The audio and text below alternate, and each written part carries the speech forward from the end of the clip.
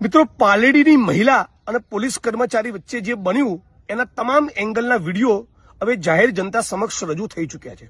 બહુ સ્પષ્ટપણે દેખાય છે કે પેલી મહિલાએ જેની પર પોલીસે હાથ ઉગામ્યો એ મહિલાએ નિર્વિવાદપણે 1% ડાઉટ નથી કે પોલીસ કર્મચારીની ઉશ્કેરણી કરી હતી. પોલીસના કર્મચારી ઉશ્કેરાય એવું અભદ્ર અશ્લીલ વર્તન હતું. અત્યંત છેલ્લી કક્ષાની નિમ્ન કક્ષાની ગાળોનો વરસાદ એ બેને કર્યો અને એના પગલે પોલીસ કર્મચારી ઉશ્કેરાયા. આ બાબતે મારે બે જ વસ્તુ કહેવી છે. મુદ્દા નંબર 1000% મહિલાનો વાંક છે.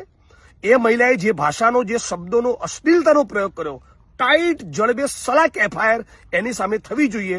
એ અને આવા બીજા કોઈ પણ માણસો હોય જે પોલીસ કર્મચારી સાથે આવું વર્તન કરે, બધા ખોડ ભૂલી જાય એવી જડબે સલાક એફઆઈઆર કરો, જડબે સલાક ચાર્જશીટ કરો અને 6 મહિનાની ટ્રાયલ પૂરી કરી આરોપી દોષિત સાબિત થતો હોય તો એ બેનને જેલના સળિયા પાછળ મોકલો.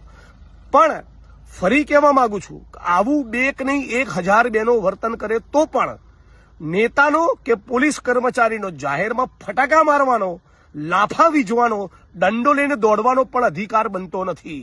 એટલે આ બંને પ્રકરણમાં મહિલા પણ ખોટી છે 1000% અને લાફો મારનારા પોલીસ કર્મચારી પણ ખોટા છે.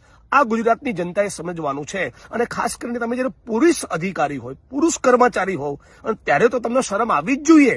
આ દેશની સાચી કે ખોટી કોઈ પણ મહિલાને છડેચોક જાહેરમાં તમે લાફા મારો, આ વર્તન પણ બિલકુલ યોગ્ય નથી. એટલે હું ઈચ્છું છું કે કાયદો કાયદાનું કામ કરે અને ગુજરાતની જનતામાં, પોલીસમાં અને નાગરિકોમાં બંનેમાં એવું સમજ પેદા થાય.